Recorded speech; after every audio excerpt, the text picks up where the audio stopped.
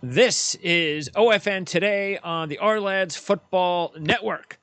This is going to be our Friday show. We're going to do this throughout the month of August, leading up until September. And of course, hopefully, if there's no setbacks, when we start talking football in the month of September, Ryan, there's hopefully still going to be a Friday show, but the Friday show will be to preview what's going on. Maybe actually a Thursday show, because obviously we've got those Thursday night games.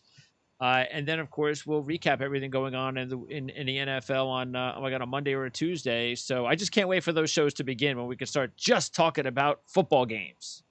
It's funny though, when I like the football off season though. Like the coronavirus off season has been difficult. Yes, obviously, that's the bummer. Yes, but the football is a great off season with the draft and free agency and guys who are still like Clowney and Logan Ryan still looking for teams and coaching changes and veterans getting cut and non-guaranteed contracts. I love the regular football offseason, not just not this football offseason. This offseason will go down in history as one of the worst in the NFL. Let's hope that we don't have a repeat next season.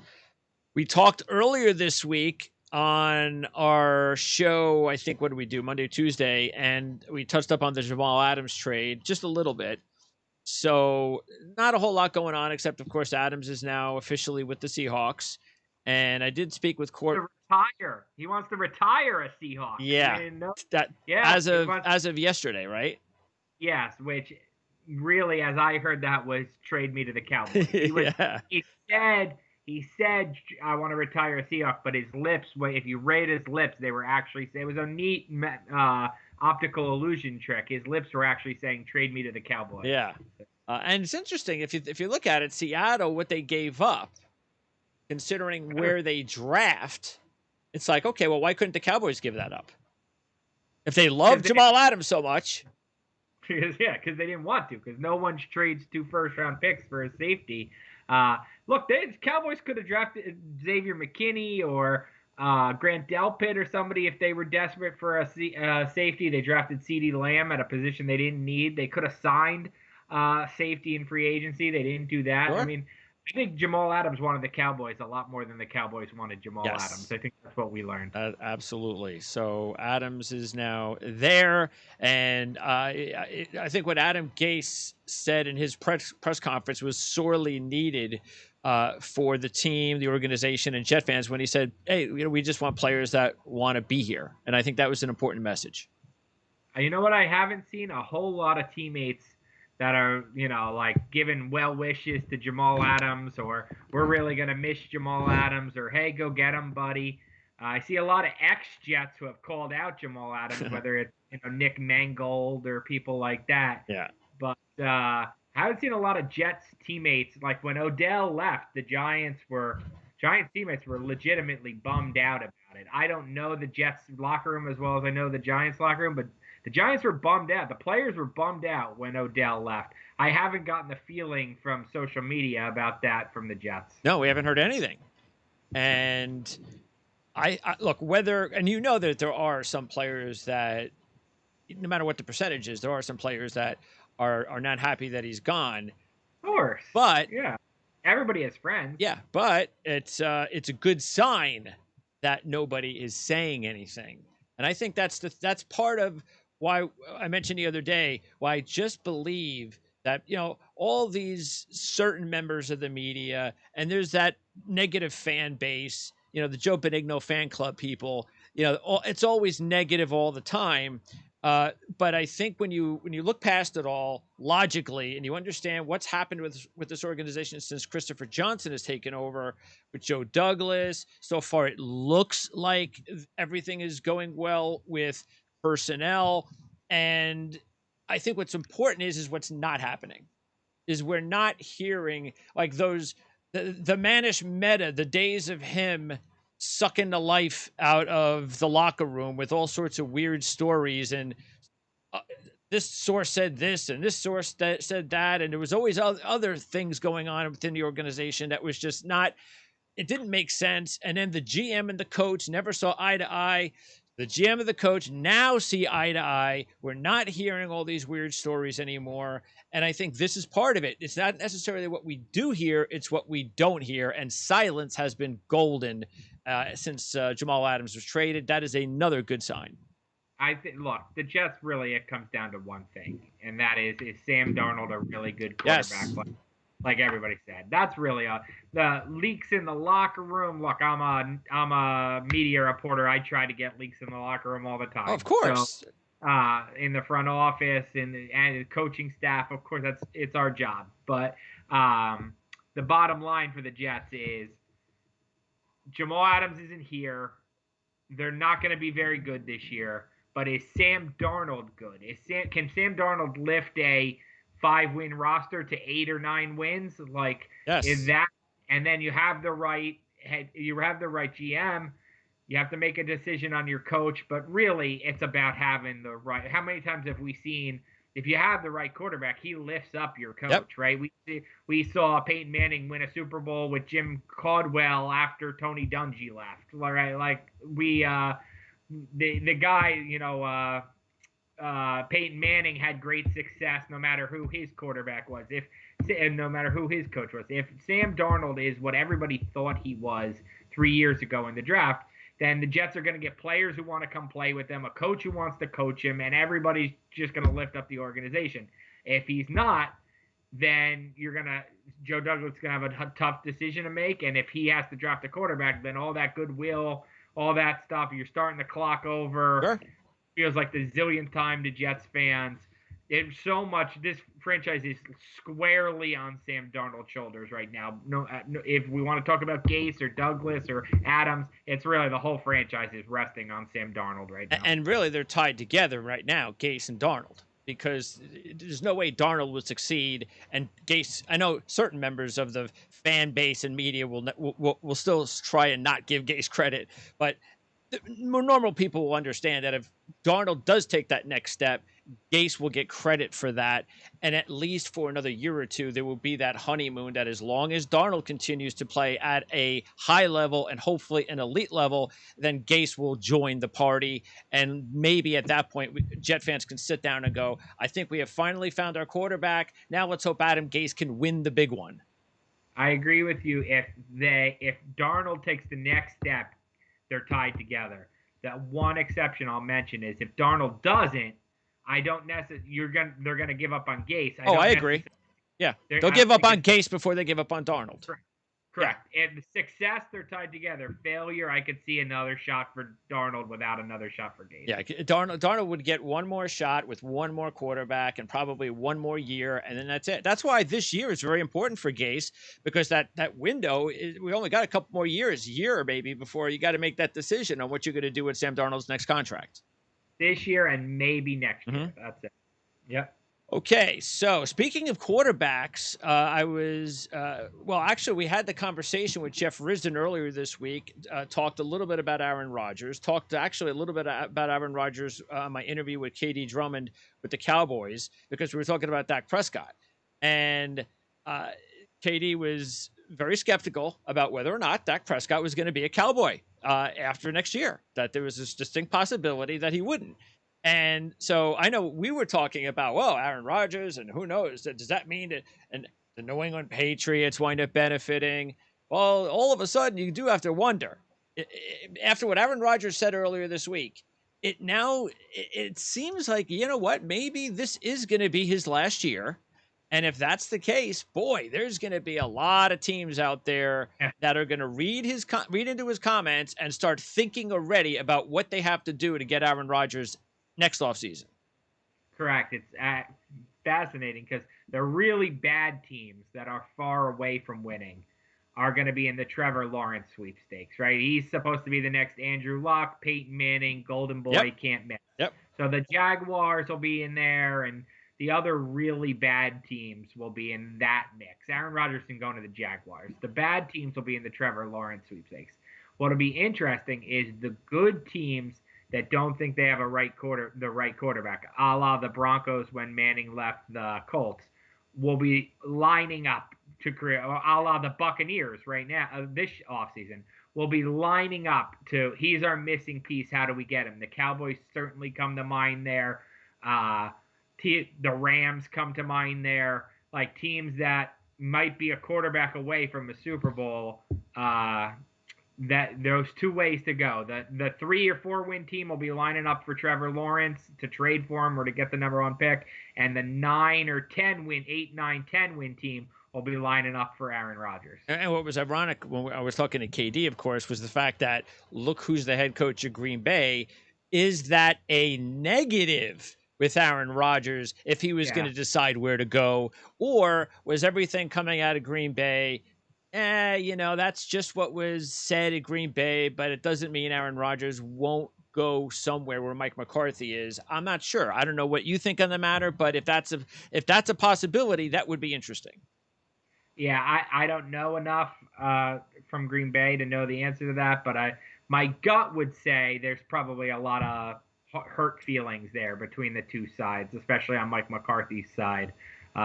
Whether you believe that or not, I mean, I think Ty Dunn from Bleacher Report had that story. He's got an impeccable reputation. So I'm sure there was a lot of truth to that story.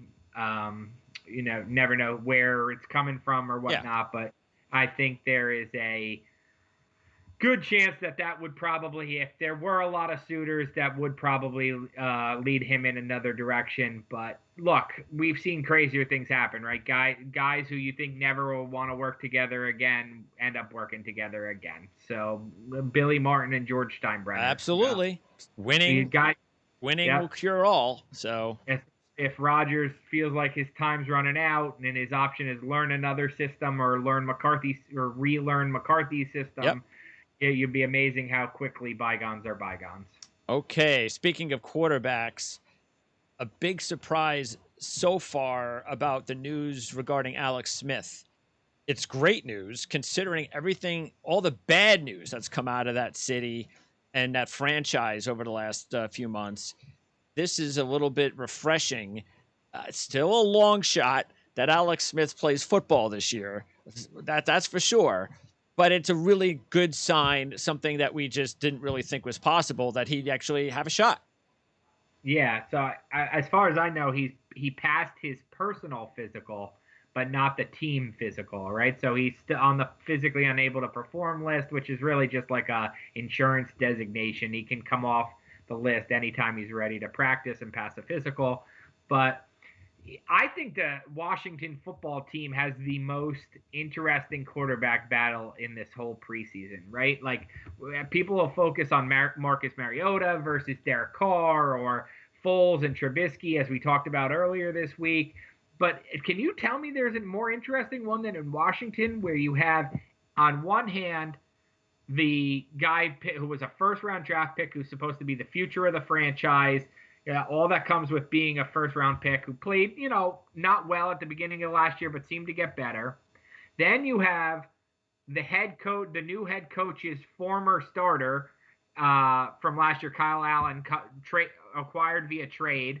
Obviously, he knows Rivera's system in a year where it's hard to get to know your coach's system if you're a new coach, so there's a familiarity aspect there. And then you have Alex Smith. So now you really have, if Smith's healthy, he's definitely the best of those three guys. Yeah. Even at age 36, he's the best of those guys light years. Yeah.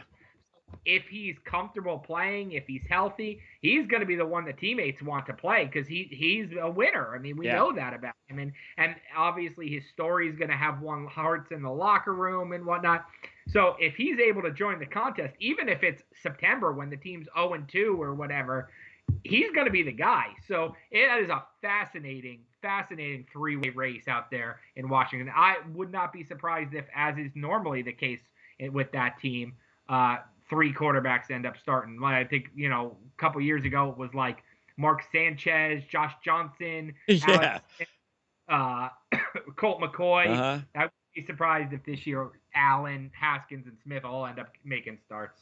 All right. Speaking of Washington, I know that Caleb Brantley is part of the opt-out COVID deal. I don't know what I forget what his designation was.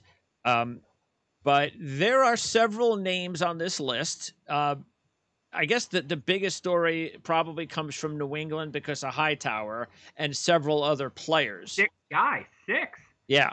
So that would and of course, Cannon is also a starting offensive lineman, not a Chung. special guy, but he's a starter or a top sub. Yeah. But Chung, Hightower, what's that?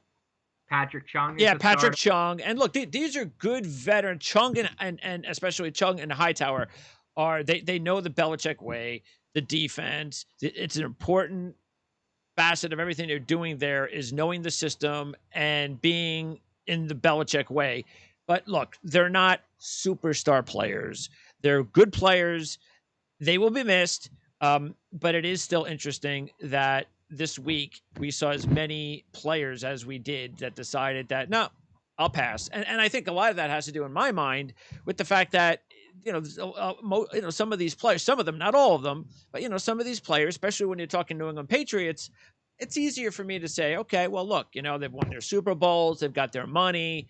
I guess I can understand that, but that's not the case with everybody.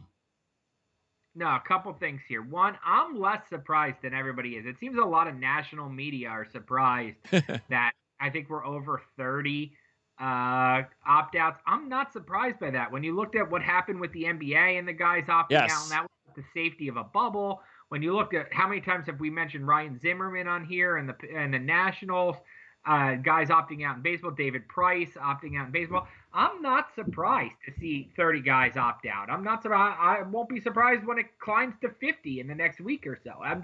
I'm not surprised by it at all. Look, guys with pregnant wives are going to opt out, guys with newborns, guys with medical conditions, guys worried about their families. Look, I think the general perception in the NFL was you have such a limited window to make money, and you don't get that year back in your life, so whatnot. Well, your contract rolls over, so if you're going to get cut next year, it was going to be like being cut this year. So if your team didn't want to take on your dead money this year, they're not going to want to take it on next year. So you're almost extending your career. You're playing it safe.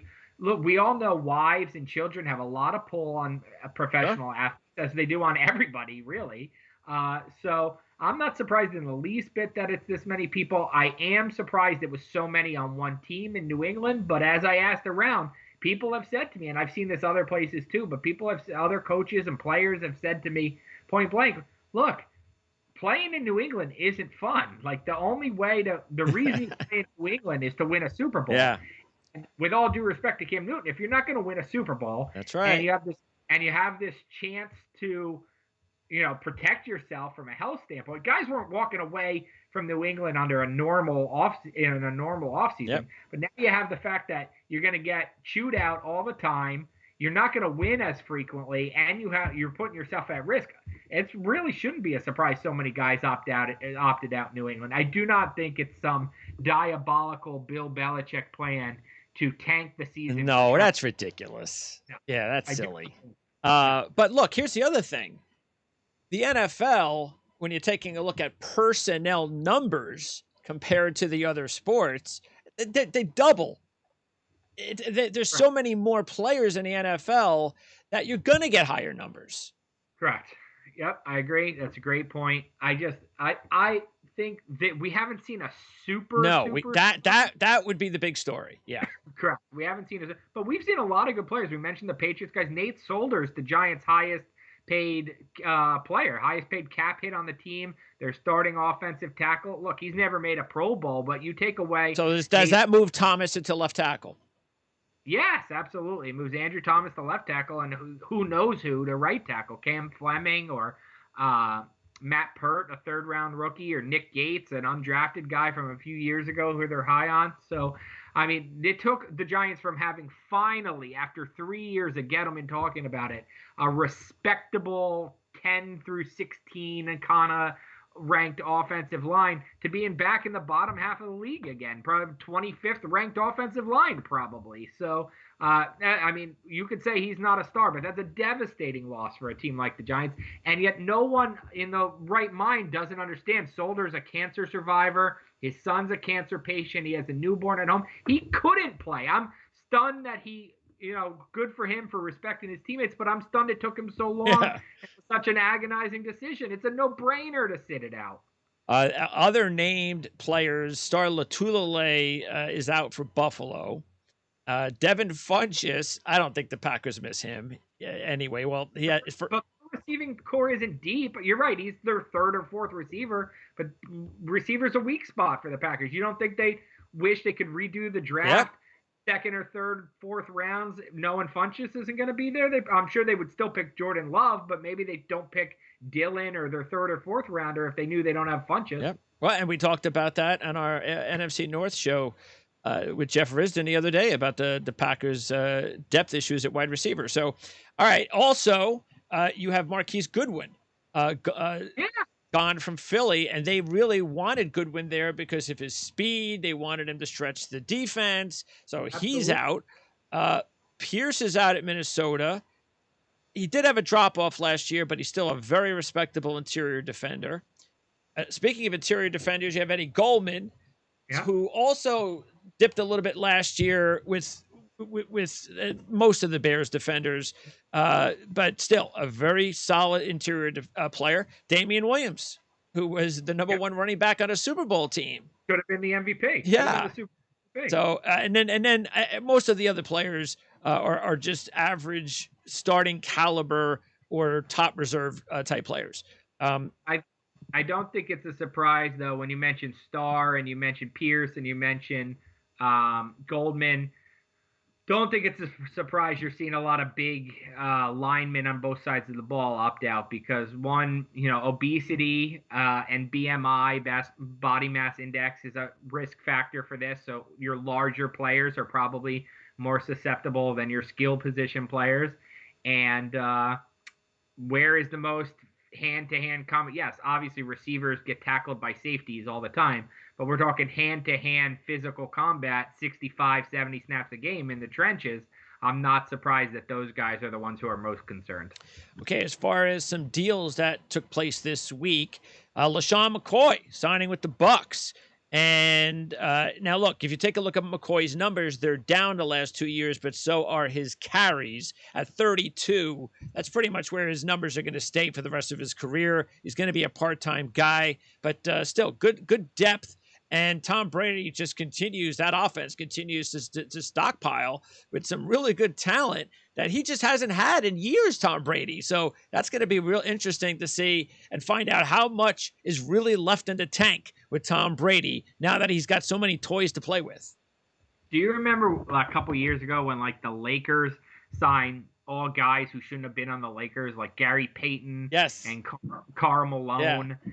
And that's what it kind of reminds, the Brady factor here kind of reminds me of, is guys chasing a championship, guys who are veterans trying to win one more. LeSean McCoy's got nothing left to prove to anybody. He actually financially had one of the better running back careers in NFL history. He signed 2 $40 million contracts. So one with the Eagles, one with the Bills. So he cashed in as a running back better than most running backs will ever cash in.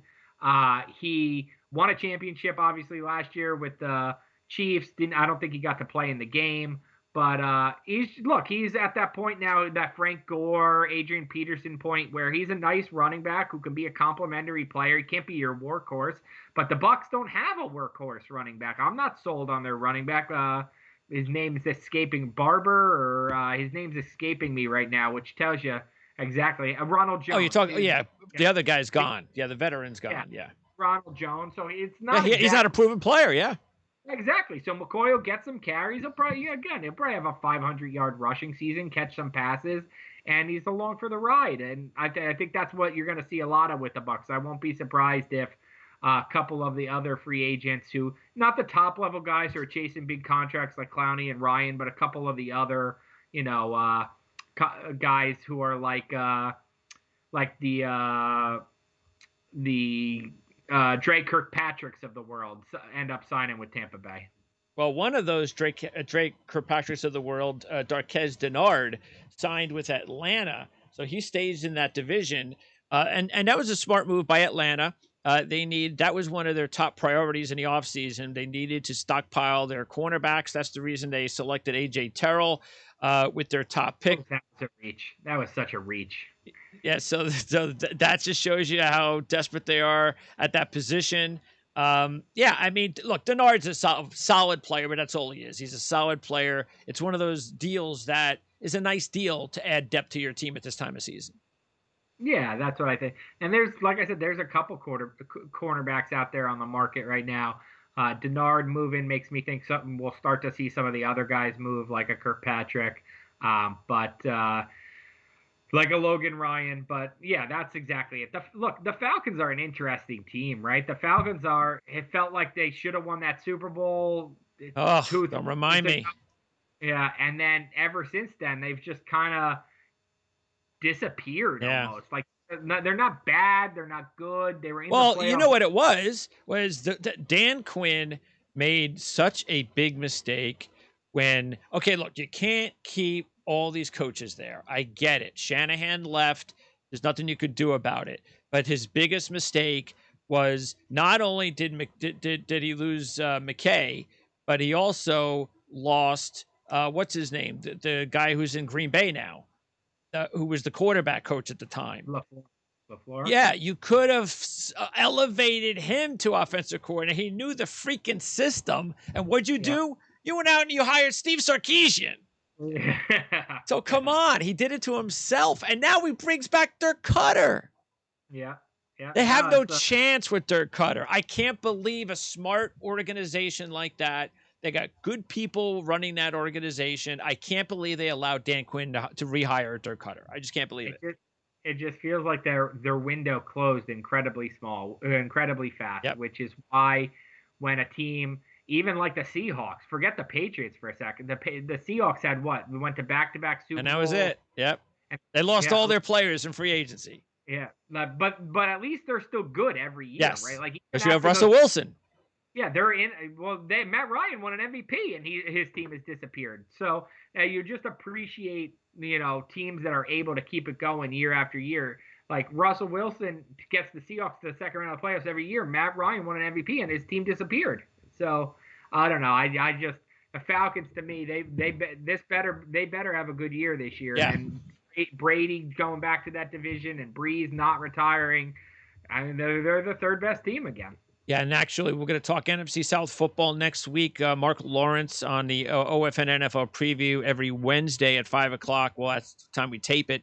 So it's available Wednesday nights here on the YouTube channel. And, of course, we also post it at ourlads.com on the Our Lads Football Network section, usually the next morning, and that's available, which is also a good reason why you want to subscribe to our YouTube channel so you know right away when the shows are available. So, yeah, that's South Division because Drew Brees, I mean, the Saints have taken that team in the regular season, and the last 2 years, they sure looked like they were, okay, the Saints, maybe they're going to get a second Super Bowl for Drew Brees. And then you can say what you want. We all know they got screwed against the Rams. But then last year, controversial play ended that one. But Drew Brees has not played well in the playoffs the last 2 seasons. No, he's got a little bit of the Peyton Manning thing. He really does, where he's a great regular season quarterback who just seems snake bitten in the playoffs. That's really who he reminds me of. It's 3 years in a row, because don't forget the Minnesota Miracle play. It's 3 years in a row that they've lost a playoff game by 3 straight walk-off playoff losses by the team. I keep picking them every year. I'll probably do it on this show in September. I'll probably pick them to win the Super Bowl again. I pick them every year, and every year they break my heart. That team is so loaded. And finally, they have the defense that they didn't have for 5 years ago, and I don't understand how they can't get over the hump. They have a great coach, great quarterback. I think one of the things that does hurt them, though, at least last year's team, and looking at this year's team, I don't know if it'll be any different. Latavius Murray is okay, but they don't seem like when you get to the postseason, it's almost like, okay, the running game, all right, we're going to still run the ball a little bit, but I think they rely too much on Drew Brees in these postseason games, and they don't have the talent around him that they've had. When they won the Super Bowl, and they used to have Jimmy Graham back years ago, they were a different type of passing team.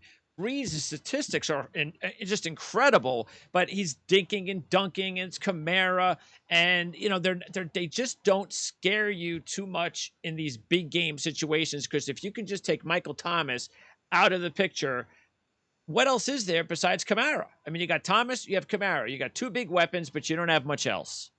Correct, but those are two of the 10 best weapons in the NFL, plus a good defense. I agree with you. I don't. They're a little top heavy, is I think what you're saying. I agree with you. I think they're a little top heavy, but if they get there, I mean, did the Chiefs have great weapons besides Tyreek Hill? I mean, Damien Williams is was a nobody until last year, and you're playing with an underachieving Sammy Watkins and like Demarcus Robinson, but you had the quarterback, and you had the quarterback and you had the defense. The defense, the defense stepped up, no question. I think that's what the Saints have. So I don't know what I'll probably pick them, and I'll probably be wrong. well, I think that is the trick, though, isn't it? Is that, yes, it does appear. I mean, look, there's no question the Saints defense has been much better the last couple of years, but maybe, we can blame Drew Brees. You're always going to blame the quarterback in these big games, unless they have a phenomenal game, of course, and lose. But the defense for the Saints also, they have to step up in the postseason. They've got to do their job, and they did not. When they had the opportunity to shut Minnesota down, they couldn't do it, and they lost a game in which Kirk Cousins had never won a playoff game and had never won the big game, and that's also on the defense. Yeah, absolutely. Okay. And I was also going to say the other thing about the Saints is the whole Drew Brees controversy, and I wonder how that may play into their camaraderie this season, because it was interesting. I had never, maybe it's because I've completely boycotted watching ESPN anymore, because I don't get anything out of ESPN anymore, which is the reason why a lot of sports fans don't watch ESPN anymore, because all you get are people, like-minded people who feel like they need to teach you a lesson in life. So I don't watch that anymore, but I still get a lot of information online. I still go to all the top websites on a daily basis and get news. I completely didn't even know that Jake Fromm said what he said in a text message early June. Maybe it was because it happened right around the same time, I guess, that the Drew Brees thing came out. But I didn't even realize that this had happened. And I just think it was interesting, because I was reading what he said and I didn't kind of get it. It was like, okay, you're talking about elite white people, and those are the only people who should obtain gun permission. But it's like, he even admitted, which I believe him, that he's not saying I'm an elite white person. So I really don't understand where he was going with that. And I just think it's sad when who was it? Part of it too, Greg, is, I don't mean to interrupt. I want to hear the end of that thought. But part of it too is we don't know who he was talking to, right? It was just, exactly, like, we don't know if it was a girlfriend or a woman he met on online and didn't really know, and he was talking to a stranger, which makes it much more irresponsible. Like, we really don't know who he was talking to. He obviously admitted that was him that did say that. We don't have a lot of context to it. Bill's owner, Kim Pagula, said that he's addressed it with his teammates and whatnot. But where we got off this from Drew Brees, look, Drew Brees is going to be forgiven more than his teammates, because in the bottom line is his teammates are going to look at Drew Brees and say, that guy's a Hall of Famer who's going to help us win games. His teammates are going to look at Jake Fromm and say, who the heck are you? Sure. You were in Georgia last year. You're our third-string quarterback. You're a dime a dozen. So Brees is going to be forgiven quicker, regardless of whose words you think were more offensive, or if they're equally offensive or whatever. Drew Brees is going to be forgiven much easier by his teammates in that locker room because of who he is. That's the bottom line. That's how football works. What I think is sad, really sad, is when I read Terry Godwin and his reaction to it, who played with Fromm at Georgia. Tell me, I didn't. Yeah, he lost all respect. First of all, he says he lost all respect for Brees and Fromm. First of all, Terry Godwin, nobody cares whether you have respect or lost respect for Drew Brees, okay? You're nobody. Number two, you've just lost a lot of respect, because you played football with this kid. You were for whatever, a couple of years. So there's a camaraderie that's supposed to be there. If you have a problem with what Jake Fromm said, If I'm Jake Fromm, I want Terry Godwin to contact me. Yeah. Say, hey, dude, what happened? Don't just come out on social media and start slamming Jake Fromm, calling him out. I lost all respect. He's a racist. That, to me, that's 10 times worse than what Jake Fromm did. You know, again, under the context that I believe we think he did with what he wrote. Yeah, but that's the way it is now, right? That's like, look, and this is again a different scale. People care what Michael Thomas and Malcolm Jenkins have to say, but they certainly didn't keep their feelings on Drew Brees' thoughts private. Hey, So exactly. I agree too with that. Yeah, that was sad too. Yeah. If you see what Terry Godwin, you see what Brees and what Brees' teammates are doing, you Yep. think you do the same thing. And look, should it have been should he have? Yeah, sure. But I don't. Maybe he did. Maybe he did reach out to Fromm and they worked it out, or Fromm didn't reply, or who knows? Maybe he did before he took it to social media. I don't know. But look, it's a very these are all very sensitive topics and very sensitive things, and without context, that's the problem. That's the problem with football today. Is these PR staffs and the teams, everybody tries to shut down everything without explanation, and DeAndre Baker gets arrested and we're not going to talk about it now because it's an ongoing investigation. And then as soon as it's over, it's like, well, that was in the past. Well, then no, you didn't talk about it when it was in the future. Yeah, right. You didn't talk about it in the past. And then nobody gets any answers. And that's not to pick on the Giants or Joe Judge, their PR stuff. That's the way it is in every one of these instances. And it's eventually people need answers. That's the point. Eventually you have to, otherwise it just hangs over your head for the rest of your career. When you explain something, it tends to go away. And by the way, I know maybe it's a little East Coast stuff. It's also, you're covering the Giants. I'm a New Yorker. I like the Jets, but it's interesting that most of the time it has seemed that Baker's name kind of leads the group of the two. Yet Dunbar, I was talking to Corbin Smith, who covers Seattle a couple days ago. It is something else that if this had not happened to Quentin Dunbar, what kind of a secondary that Seattle could have had with Dunbar, Jamal Adams, and so forth. They missed Dunbar probably just as much, if not more, than the Giants missed Baker, because Dunbar had just proven himself and came off a career year. And because they're a good team. Yeah, that too, right? Yeah, the Giants, you're talking about, if you add DeAndre Baker, you say he's worth one win, which is probably too many. It's probably half a you're talking about a team that maybe wins 4.5 games instead of 4 games. The Dunbar, you're talking about a team that it's a playoff team, a Super Bowl contender. So yeah, but I think Baker tends to lead it because he's a first-round draft pick, and like we're saying with Brees, you get more forgiven based on your accomplishments or whatever. Baker is a bigger deal because he's a first-round draft pick, and you're right. And there's some New York bias there too. Greg, I don't know if you just saw, but I'm sitting here with my phone. The NFL just suspended Antonio Brown for 8 games.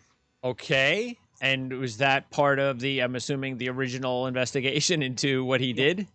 Yes, personal conduct. Personal conduct? Okay. So is that like an official, that's it? Because I think we're all just over Antonio Brown, aren't we? I certainly am. Yeah, I certainly am. I don't know. I mean, look, will he come back to play? Tiki Barber tried to come back to play at like 36, and Terrell Owens always tries to come back to play, and like, is he ever going to really go away? Probably not, but suspended 8 games. I don't know that any team will give him another opportunity, but he's not going to stop banging on the table for an opportunity. Doesn't seem to be his personality. Well, you know what'll happen is 8 games is right around the trade deadline. If a big time receiver on a winning team gets hurt, correct, and we're going to get the rumors about Antonio Brown coming back again. Correct. Exactly. Like we get them with Colin Kaepernick every year when a quarterback goes. And by the way, again, it's good that you said that, because I feel like maybe I should say this on every show just because I know it's going to be true. And when it's all said and done, we can sit there and say, we told you so again. Colin Kaepernick is never playing in the NFL again, period. And it's funny because you listen to a lot of other people out there, members of the media, some not sports, who just still have this like idea that he's coming back. Like, oh, I think so. I think Seattle's going to sign him. I think he's never playing in the NFL again. Get over it. Yeah, I don't think. Look, it's overdue and appropriate that the NFL now condones him playing, or Yeah, exactly. That's a good thing. Yes. and encourage him to play. But I'm with you 100%. Between his age, his record, his own maybe seems like perhaps lack of interest in signing without a mega for what would be the contract that his play and age deserve, and his uh the fact that there are enough other quarterbacks out there. Like, you're right. For all those myriad of factors, I don't think he'll ever play in the NFL again either. Lastly, Yannick Ngakoue still is holding fast. He's steadfast. He's not reporting. He hasn't signed his tag. So there was some rumor about whether I believe it or not. I'm not sure. But but then again, just because somebody said that the Jags turned down a deal that included an All-Pro player, there's some pretty bad All-Pro players. Okay, so I don't even want to hear about anything like that. But it was interesting that we had you had brought that up earlier this week when we were talking about Jamal Adams and the Jets. That now that the Jets have the extra draft capital, that could be something to keep an eye on. Yeah, I definitely think it is.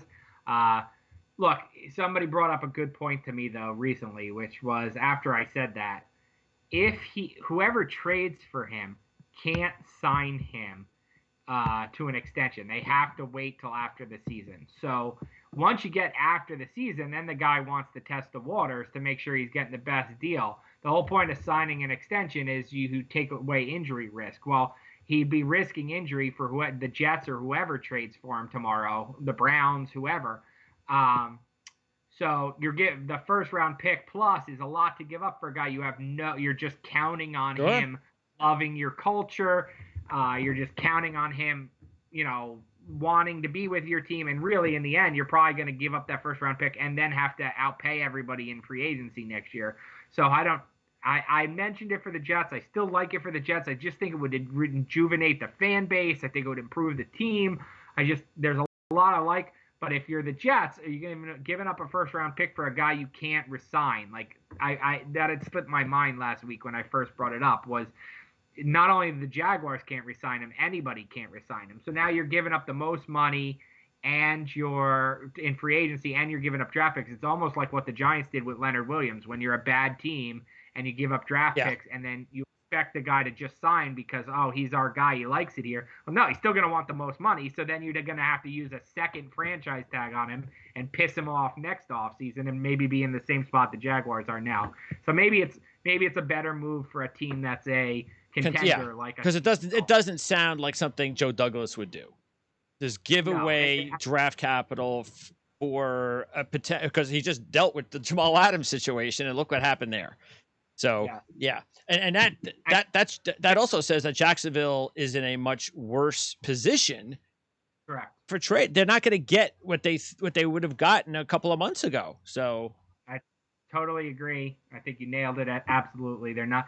What they're going to get now is worse, and they're just digging their heels. And this could be a Le'Veon Bell situation, honestly, where he just doesn't play. Especially the way the year is going with the virus. Yeah. Could be the perfect year for someone like that to say, you know what, I'll sit back this year and I'll be back next year somewhere else. Okay, so when we do our show next week, I want to dive into this whole Madden craze, because it's the funniest thing